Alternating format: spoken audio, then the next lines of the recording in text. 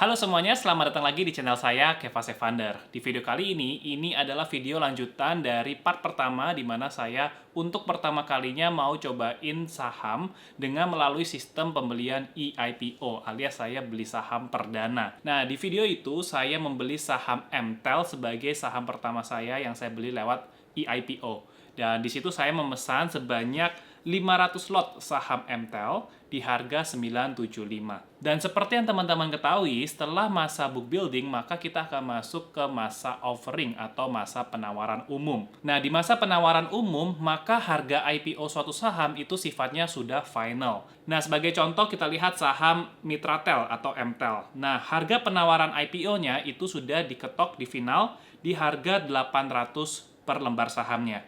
Nah, book building kemarin harga penawarannya itu dari level 775 sampai 975. Nah, kebetulan saya itu memesan 500 lot di harga paling tinggi 975. Nah, karena harga IPO-nya sekarang di level 800, maka sekarang saya statusnya adalah saya berhak untuk membeli saham MTEL di harga 800 dengan jumlah sebanyak tetap 500 lot. Jadi yang modal awalnya saya diestimasikan sekitar 48 jutaan, karena sekarang harganya turun ke 800, maka biaya atau dana yang seharusnya saya siapkan itu sebanyak 40 juta rupiah. Nah, karena di proses book building kemarin harganya itu saya ngebid di harga di atas 800, maka saya tetap disetujui penawaran book buildingnya. Nah, kalau teman-teman mengikuti proses book building dan menawar di harga di bawah 800, maka harganya teman-teman, penawaran teman-teman itu tidak disetujui. Nah, kemudian ada satu hal yang teman-teman juga harus perhatikan kalau teman-teman ikut proses book building ya.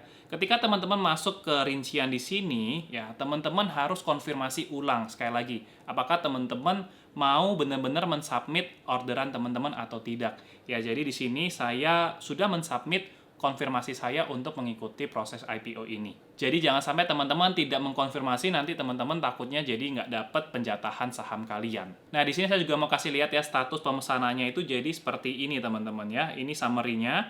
Nah, harganya itu sudah ada revisi ya dari 975, saya dapatnya harga 800, tapi jumlah lotnya again masih belum ada informasi. Ya, statusnya juga disetujui. Nah, selain itu, teman-teman juga perlu perhatikan kalau teman-teman sudah mengikuti proses book building dan statusnya disetujui sama seperti saya, maka teman-teman tidak bisa ikut untuk proses penawaran umum atau offeringnya. Ya, saya kasih lihat teman-teman di sini ketika saya mau coba untuk memesan saham MTEL lagi melalui proses penawaran umumnya. Ya, di sini saya coba untuk masukkan jumlah lotnya ya, saya asal aja karena saya udah coba sebelumnya, let's say 991 gini ya. Kemudian saya ajukan pengiriman. Nah, maka nanti statusnya akan muncul seperti ini, cannot create order. Kenapa? Karena saya sudah punya order untuk IPO ini, which is dimana saya sudah mengikuti proses book buildingnya. Nah, dari sini saya mendapatkan sebuah pelajaran. Teman-teman kalau mau dapat harga yang lebih pasti, teman-teman sebaiknya menurut saya ya, kayaknya lebih enak untuk ikut proses offeringnya aja. Ya, kenapa? Karena harganya sudah final dan teman-teman juga sudah bisa mengadjust nih. Kira-kira saya mau maksimal itu beli saham berapa banyak. Sedangkan kalau saya yang sudah mengikuti proses book building, saya input tadi 50 juta untuk budget awalnya. Tapi saya berpikir nih, kayaknya menarik juga deh kalau saya misalnya mau masukin 100 juta, 200 juta lagi, itu saya udah nggak bisa ikutan. Nah, jadi agak nggak enak ya untuk kalau teman-teman udah ikut book building, terus teman-teman mau nambah, nah malah teman-teman jadi nggak bisa ikutan proses offeringnya. Nah, jadi teman-teman kalau mau dapat kepastian yang kayaknya lebih pasti, teman-teman bisa ikut proses offeringnya aja lain kali.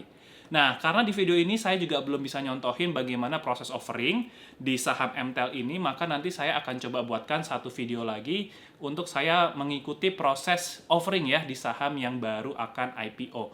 Maybe kalau nggak Cimori atau Avian, mungkin saya agak tertarik untuk cobain beli saham IPO-nya pertama kali. Nah, kalau teman-teman pas book building itu statusnya ditolak atau tidak disetujui, maka teman-teman bisa untuk mengikuti proses penawaran umum yang kali ini. Nah, proses penawaran umum kali ini, teman-teman itu harus perhatikan tanggalnya.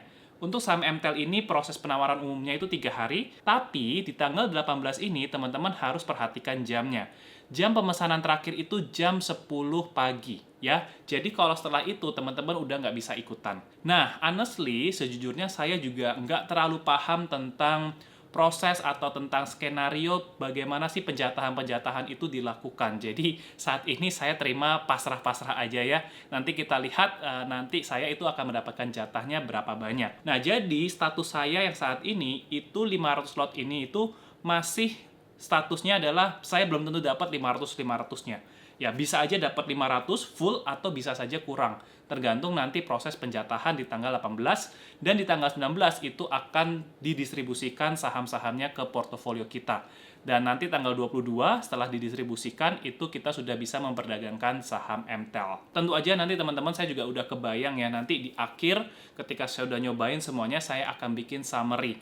Ya, dimana ketika saya udah mengikuti semua experience, semua pengalaman ini saya akan summary-kan ya sebenarnya step by step-nya seperti apa dan pengalaman-pengalaman dan pembelajaran apa yang saya dapatkan selama mengikuti proses eIPO ini. Dan teman-teman kalau ngikutin juga proses eIPO saham MTEL ini, silahkan teman-teman kasih komen di bawah, teman-teman bisa share juga nih pengalaman teman-teman. Teman-teman pesannya di harga berapa banyak, dan pakai sekuritas apa, dan statusnya tuh seperti apa. Karena saya coba ngobrol bersama beberapa teman saya, skenarionya itu juga bisa berbeda-beda. Nah, kalau teman-teman banyak sharing, mungkin kita juga bisa belajar bareng-bareng bagaimana sih experience mengikuti eIPO ini. Ya, siapa yang dapat jatah, siapa yang nggak dapat, apakah broker mempengaruhi, dan segala macam. Jadi kalian juga bisa ikutan sharing ya di kolom komentar di bawah. Nah, video ini nggak cuma sampai di sini aja teman-teman. Saya akan coba buatkan video part berikutnya ketika saya sudah mendapatkan jatah distribusi saham MTEL dan ketika MTEL ini sudah melantai di bursa. Saya akan sharing juga berapa banyak sih lot yang akhirnya saya dapatkan dan saya akan summary-kan pengalaman mengikuti proses book building saham eIPO ini. So, pastikan teman-teman jangan lupa untuk subscribe video channel ini kalau kalian belum subscribe supaya kalian nggak ketinggalan update tentang video berikutnya. So, sampai di sini dulu aja videonya. Kita jumpa lagi di episode yang berikutnya. Ciao!